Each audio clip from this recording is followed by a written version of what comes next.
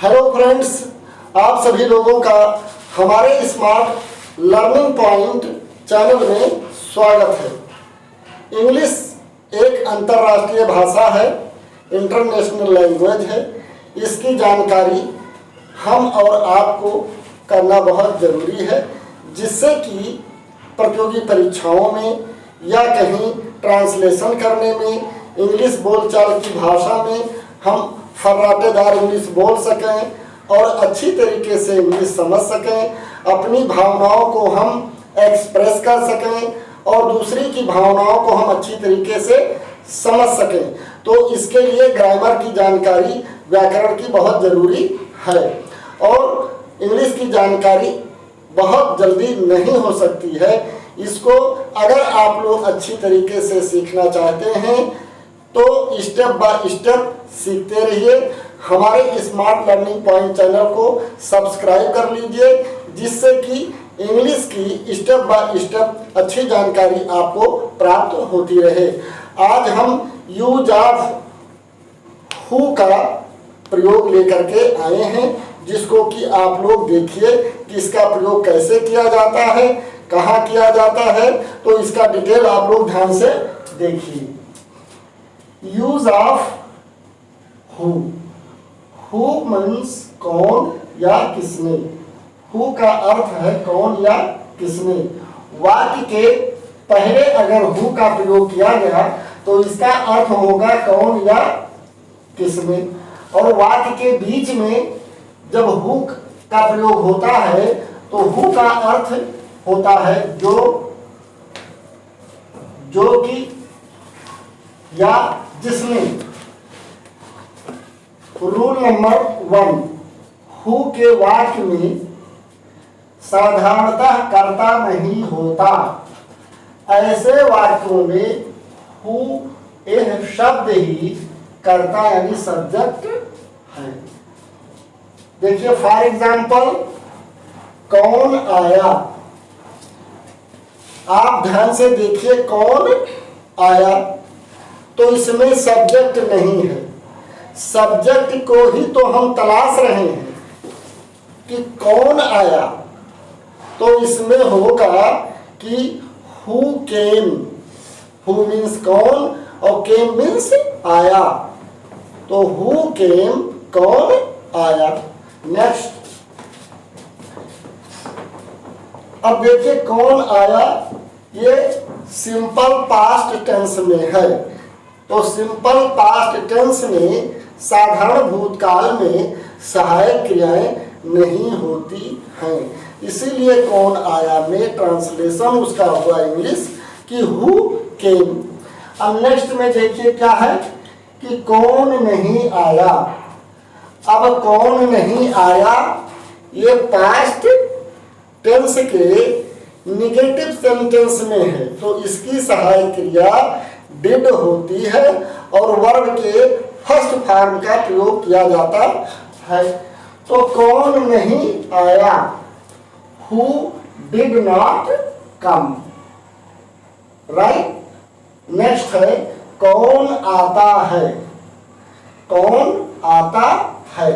अब ये simple present tense में है, सामान्य वर्तमान काल में है। तो सामान्य वर्तमान काल में भी सहायक क्रियाएं नहीं होती हैं। इसमें वर्ब के फर्स्ट फॉर्म का प्रयोग होता है या वर्ब में यस या ईएस लगाते हैं।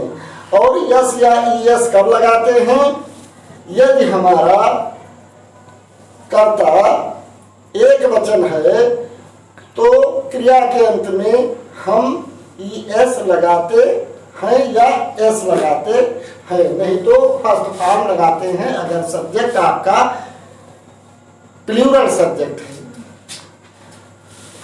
तो देखिए कौन आता है, हु कम्स, क्योंकि इसमें सहायक क्रिया नहीं है। कौन आता है, हु कम्स। नेक्स्ट, कौन नहीं आता। अब ये क्या हो गया, प्रेजेंट टेंस के निगेटिव सेंटेंस हो गया।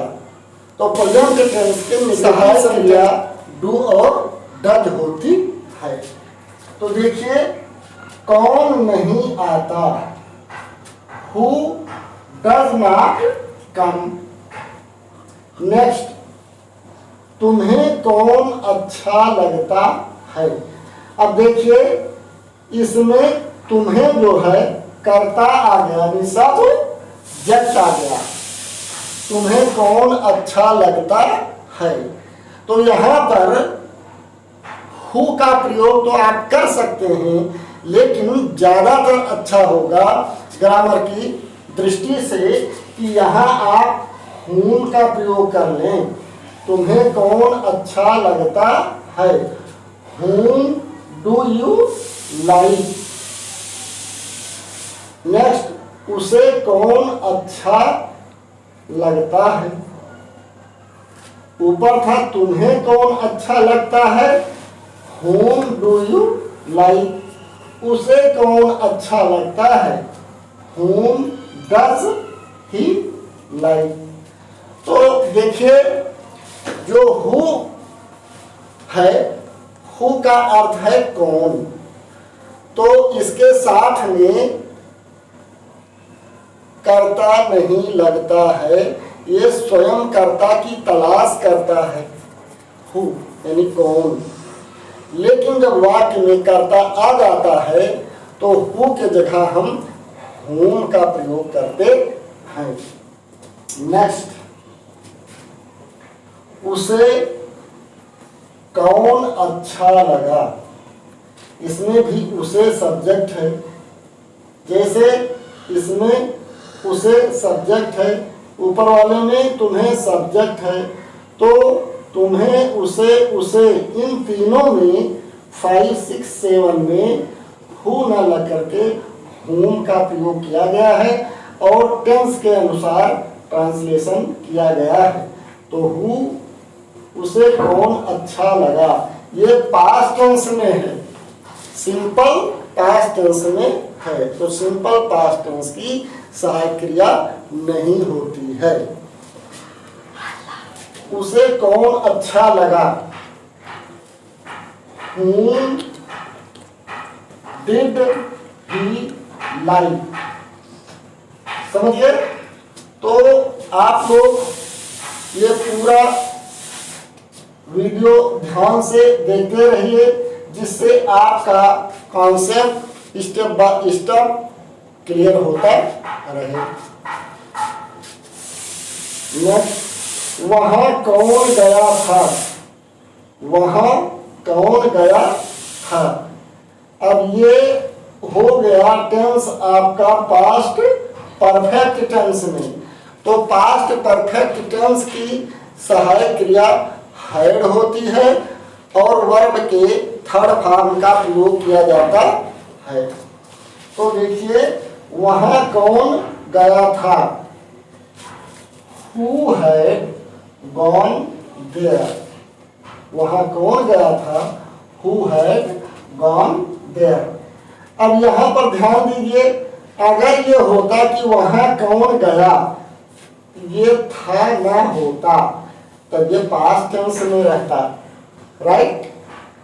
और वहाँ कौन गया था आ गया, गया के बाद, तो वो पास्ट परफेक्ट टेंस में हो गया।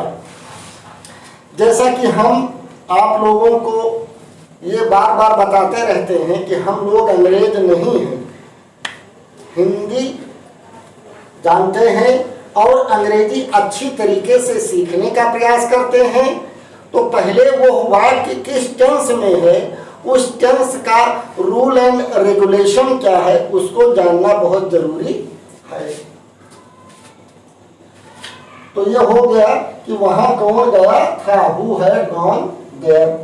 यहाँ कौन आया था, यहाँ कौन आया था, तो इसका ट्रांसलेशन होगा कि who had come here. Next, कौन आया है। अब देखिए, आया अगर सिर्फ होता तो पास्ट टेंस में ही रहता, लेकिन आया के बाद है आ गया, तो ये पास्ट परफेक्ट। कौन आया है, यह आपका प्रेजेंट परफेक्ट टेंस में है। तो प्रेजेंट परफेक्ट टेंस की सहायक क्रिया हैज और हैव होती है और उसके साथ वर्ब के थर्ड फॉर्म का प्रयोग किया जाता है। तो देखिए कौन आया है, हु हैज कम। नेक्स्ट, मुझे मदद कौन करेगा, ये आपका हो गया फ्यूचर टेंस। तो who will help me. Next, कौन कौन आ रहे हैं। अब यहाँ कौन कौन आ रहे हैं तो हु इज कमिंग नहीं होगा। हु इज कमिंग का मतलब कि कौन आ रहा है, यानी अकेला व्यक्ति कोई है। और ये हो गया कि कौन कौन आ रहा है तो आर का प्रयोग होगा, who are coming, who are coming. Next, कौन आ रहा है, अब ये हो गया सिंगल, हु इज कमिंग। ये है किसने किया, किसने किया, हु हैड डन दिस। आखिरी में आपका है ये है कौन करेगा, ये फ्यूचर टेंस में है और फ्यूचर टेंस की सहायक क्रिया क्या है, विल और शैल और वर्ब का फर्स्ट फॉर्म। तो ये कौन करेगा, हु विल डू दिस। अब ये सब क्वेश्चन वर्ड्स के क्वेश्चन वाले सेंटेंस हैं। तो आखिरी में साइन ऑफ इंट्रोगेशन यानी क्वेश्चन मार्क लगाना जरूरी है। यदि आप लोग नए हैं तो हमारे इस स्मार्ट लर्निंग पॉइंट चैनल को सब्सक्राइब कर लें, जिससे कि स्टेप बाय स्टेप जो जानकारी आपको कराई जा रही है उससे आप लाभ ले सकें। Thank you for watching this video.